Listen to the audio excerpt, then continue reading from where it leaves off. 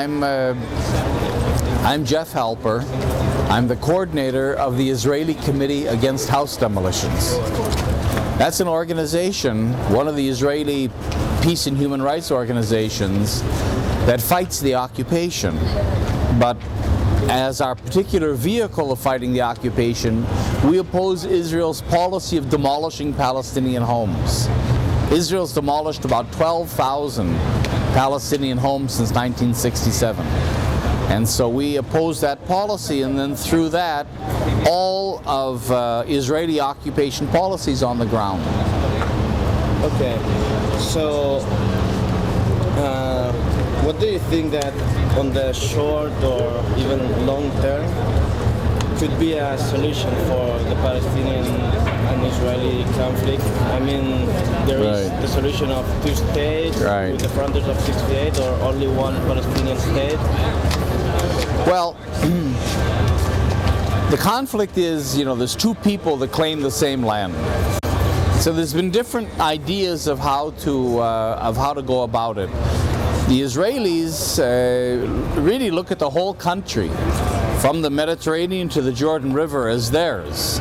So there's this issue of exclusivity. They say this whole country has to be ours. There's no place for Palestinians. The Palestinians began with the idea of one state, including everybody. Over the years, the idea of two states has become the favored option. The two-state solution is accepted by the Palestinians if they get all the occupied territories as a state next to the state of Israel, which is very generous on their part, because all the occupied territories are only 22% of the country. So you're talking about more than half the population today, which is Palestinian, before refugees return.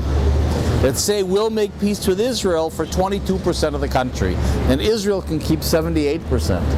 And Israel says no. So what Israel is trying to go to achieve in its concept of a two-state solution is a situation where Israel is on 85 to 90% of the land of the country. The Palestinians are reduced to 10 or 15% in little tiny islands, not a coherent, contiguous country at all. So that's a two-state solution that we say is impossible. The Israeli peace movement and the Palestinians say that's apartheid. That's a Bantustan. So we're in a very difficult situation today where, on the one hand, a real two-state solution is not possible anymore, because the Israeli settlement enterprise has gotten so huge and so entrenched that you're not going to roll it back. Which means there is no viable Palestinian state possible. A Palestinian state that's a Bantustan, Sharon will agree to. But we're talking not just about a Palestinian state, but about a viable Palestinian state. So if that possibility is gone, then maybe we're looking at a campaign again for a one-state solution. The problem with that, of course, is it means the end of Israel as a Jewish state, which we don't find any problem with. But the question is, could that really be a plan that the international community would accept, that would give the Palestinians a national expression of their own? And that's doubtful. So the two-state solution is sort of gone. The one-state solution, there's a fear that might not be realistic. And so we're really stuck in terms of what is a solution to the conflict. I mean, the solution is, of course,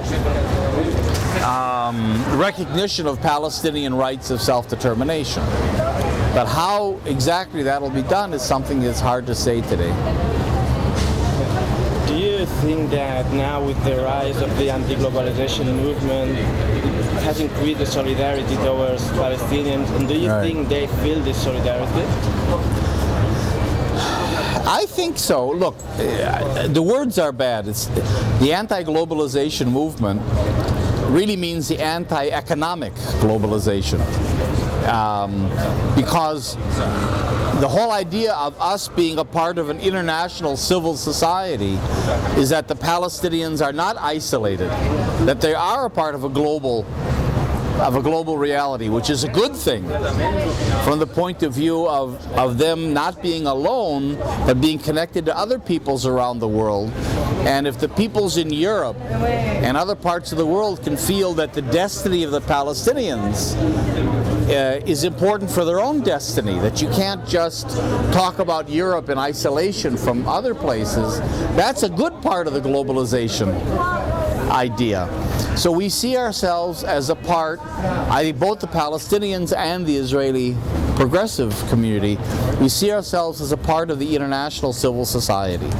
And from that point of view then, I think that it is true that there's been a change in public opinion throughout the world where people understand more the Palestinian issue, and they're much more critical of Israel than they used to be. The problem is that the governments are very committed to Israel. And here's where that military dimension comes in, because they have very strong military interests in supporting Israel. So that the problem isn't so much convincing the people of the Palestinian justice. The problem is how to pressure the governments to pressure Israel to end the occupation. And now in these last 2 years, there has been the rise of the anti-war movement. How did you live that in Israel? With the anti-war movement where in all over the world? No, the anti-war movement against the war in Iraq, how did you live it in Israel? The anti-war movement has been very important for our activities because it helps us to link the issue of the Palestinian-Israeli conflict to wider issues. In other words, it's only a part of the Iraqi war. The Iraqi war is only a part of American empire in the Mediterranean area. You know, the Mediterranean area isn't a geographic area anymore, it's a military theater. It's called a theater in a military sense that's a part of American empire. So that what we're trying to say is the anti-war, including the anti-occupation struggle, isn't only about a particular war here and there. There is no Iraqi war, war in Afghanistan, war in Colombia, war. It's all a part of a much wider process in which the entire world is being militarized, and militarization under the guise of spreading democracy is becoming the way in which the world and the United States and Israel, as an important part of that in the Mediterranean area, is pushing that agenda. So that we're trying to widen the idea of anti-war to mean not only anti-war but anti-militarization, because militarization is not only weapon systems, but it's also a mentality. It's good guys and bad guys, us and them, the whole discourse of terrorism, the war on terrorism, and that affects countries like Spain that aren't in an actual war really as much as other countries, because some people are seen as enemies. You close your borders, there's all the security fears, so that it's a part of a much wider complex.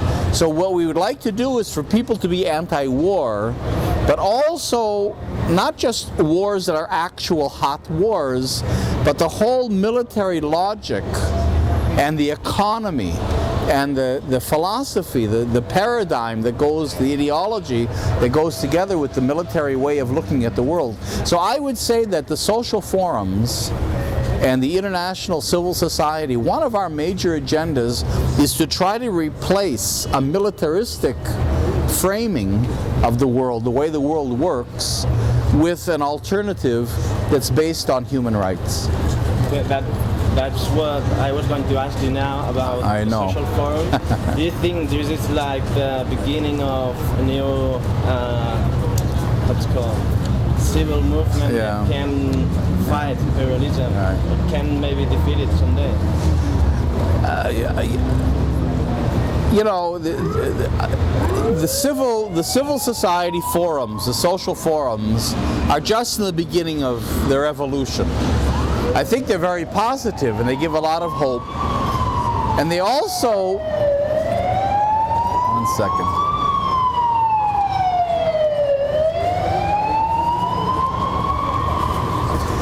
And the social forums also help people conceptualize the idea of a civil society. You know, civil society is so abstract. If you ask people in the street what's civil society, it's at least with a social forum you see people. You get the materials, you hear the issues, you talk to each other. So it begins to crystallize a little bit. I think one of the problems of, but it's the developmental problem, is that we're not organized enough. And here there's always a problem of who organizes. Are the Europeans going to organize everybody? Are the Americans going to organize? Is it the men that are going to organize the women? In other words, how do you get to an organization that nevertheless is inclusive and that brings everybody in? That's an internal problem that we face. The other problem, I think, is that the social forum isn't enough programmatic oriented. The last 3 days here have been all kinds of analyses and declarations, discussions, but not enough of a program. Okay, maybe we'll let them go by.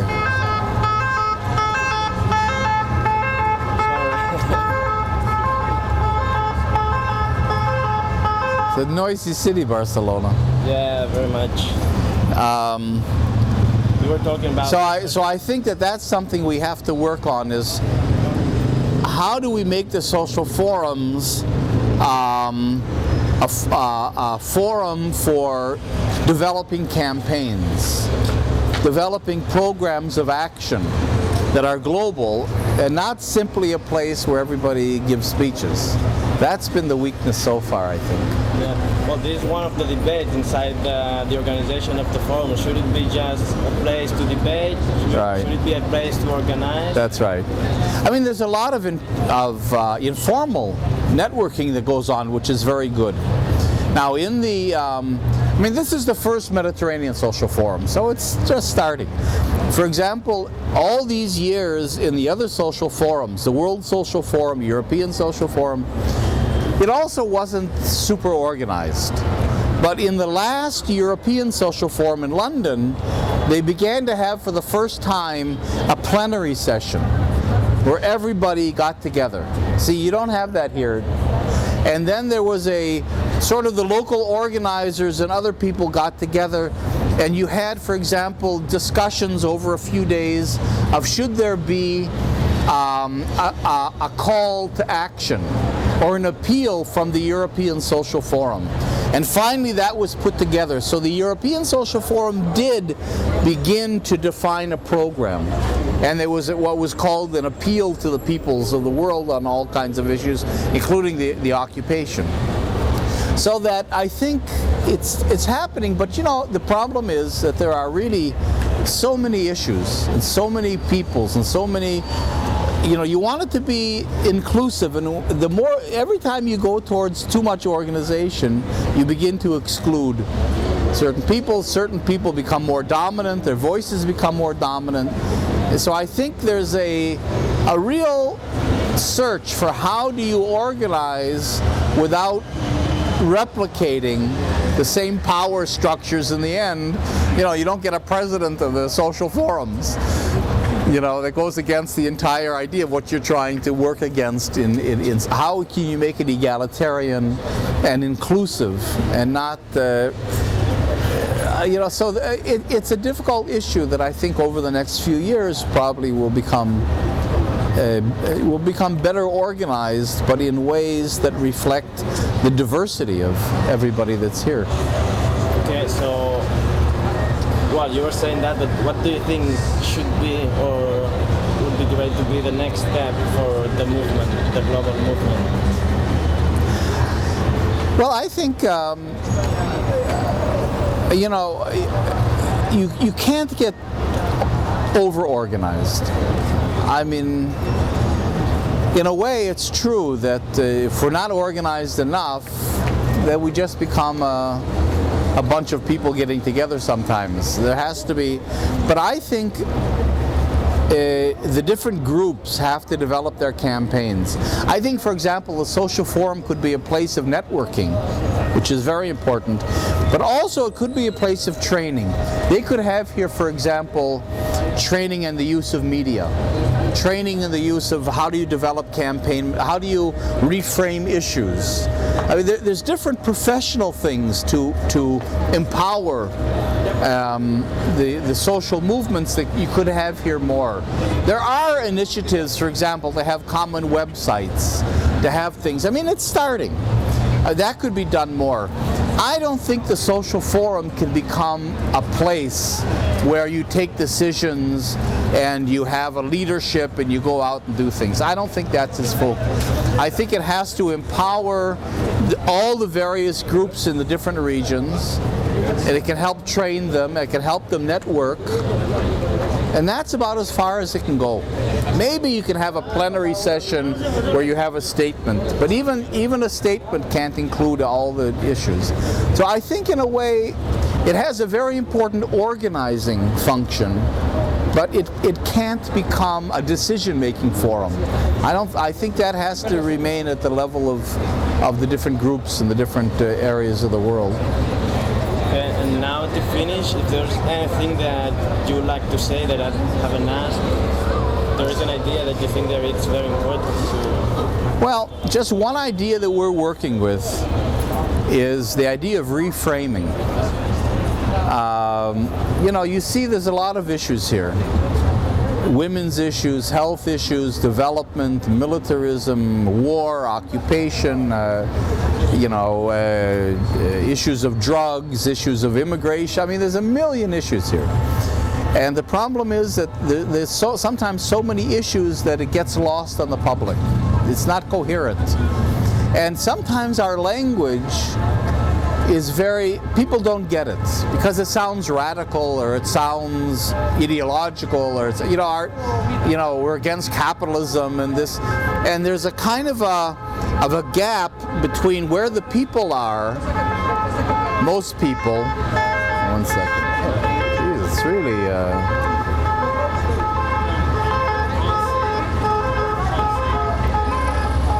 okay.